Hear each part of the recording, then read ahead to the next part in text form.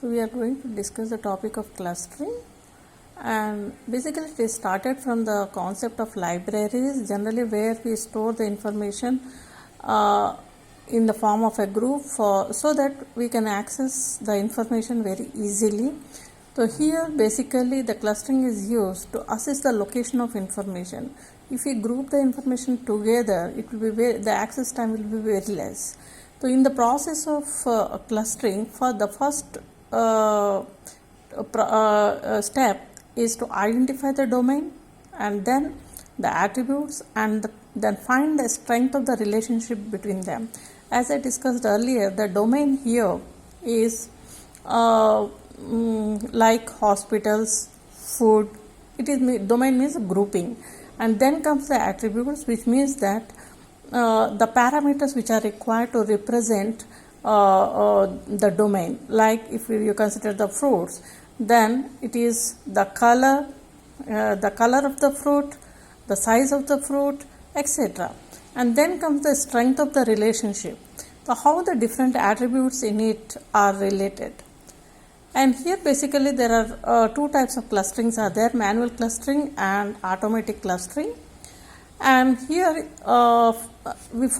in both the cases, whether it is manual or automatic, we follow the same process as described here.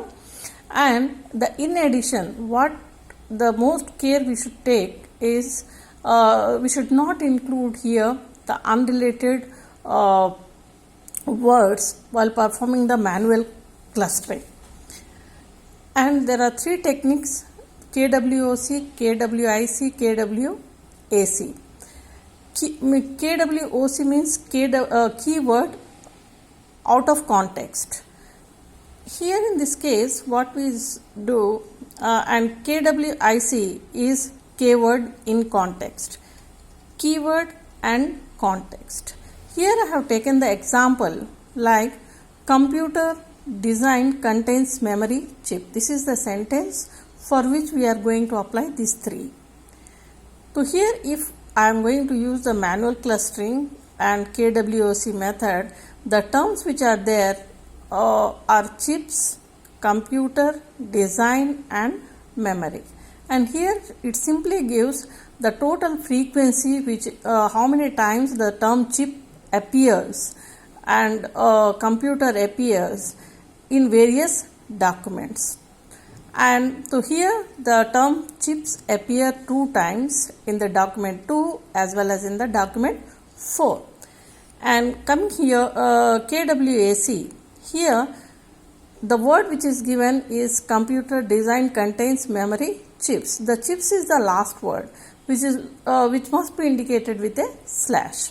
In KWIC method, the words are given in the form of the grouping is performed. Like if I want to search the term chips, the complete sentence will be extracted, like computer design contain memory, and the chips will be excluded. Similarly, if I want to search the term computer, the remaining terms design contains memory chips and slash will be there. And if I want to use the term design, it contains the remaining part of the sentence will be available, contains memory chips slash and the remaining term computer. Similarly, if I use the term memory, then the last word is chips and then comes computer design contains. The last one, chip in keyword and context. Okay, the term which you want to search, like here it is the chips or computer or design or memory, the complete sentence will be extracted. So here the next one is automatic clustering. So here in this case, in this method, what we are going to do is in this clustering, the terms are automatically clustered based on their frequency.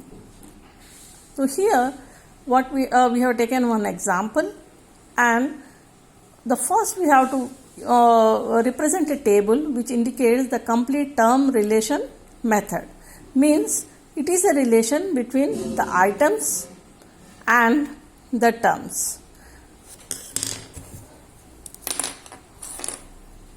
Item and terms. So here you can see, we know that the item means the document. So here suppose there are 5 documents, and the various terms means the word which you want to perform search. And here, so here the term 1 appears in a particular document, item 1 0 times, in item document 2 3 times, document 3 3 times, in document 4 0 times, and then document 5 2 times. Similarly, term 2 appears in document 1 or item 1 4 times, item 2 in document 2 1 time, then in 3 0 times, in 4 1 time, and in the 5th document or item it appears 2 times. Now we have to calculate the similarity measure between the term I and term j. Means what is the similarity between the first term and the second term, and for this we use this formula sigma term ki into term kj. And here first we have to maintain a term to term table. Okay, the first one is the vector example and the second one is the term to term table. So here we want to find the relation between one term and other term. Means how the term 1 is related with term 1, term 2, 3, 4, 5, 6, 7 and 8. Similarly, how the term 2 is related with term 1, term 2, 3, 4, 5, 6, like that. So here the relation between term 1 and term 1 will not be there. And to calculate the relation between the term 1 and term 2, okay, we will use this formula. So here I have given the calculation between the relation between term 1 and term 2. So here simply what we have to do is multiply the parameters, the values which are given under the term 1 with term 2 and perform the summation. So here it is 0 into 4, 3 into 1, 3 into 0, 0 into 1 and 2 into 2. So here this is the relation between term 1 and term 2, which is equal to 7. So here we will keep term 2. And this we will put between term 1 and term 1, we will put a blank. Similarly, what we will calculate is the relation between term 1 and term 3. Means the multiplication of all these parameters with these parameters. 0 with 0, 3 into 4, 3 into 0, 0 into 0 and 2 into 2. So this is the value which is equal to 16, and here we will keep the value. Like this, between term 1 and term 4 we will calculate, and like this we will fill all the columns. So we know that we will get these values in the form of a triangular, lower triangular and upper triangular matrix. The same value will appear here, 7 as 7, 16, 16, 15 as 15, like this. Now we will consider the lower matrix, because on the upper matrix the value will be similar.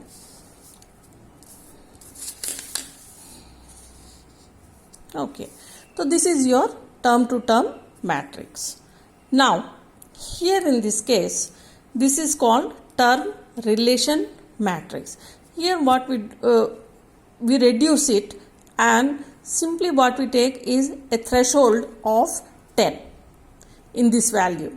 Suppose if the threshold value is 7, we will get is less than 10, it will be 0. So here we kept as 0. Similarly for 16, 15, 14 and 14, it is more than 10, we keep as 1, 1, 1. And for these two values, it is less than 10, hence we keep it as a 0. Okay. Similarly here, the value is 8, means 0, 12, it is 1, again it is 3, it is 0, 6, it is next 18, it is 1, 6, it is 0, 17, it is 1. Like this we fill all the values. If you want to fill the upper triangular matrix also, the same values can be repeated.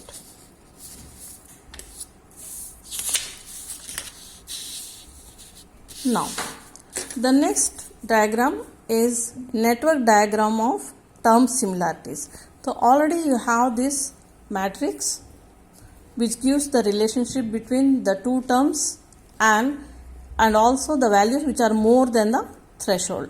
So, now if I consider the term 1, here I represent term 1 and I find whether there is a relation between the remaining terms or not. So here I find the relation between that T3, T4, T5, T6, there is a relation.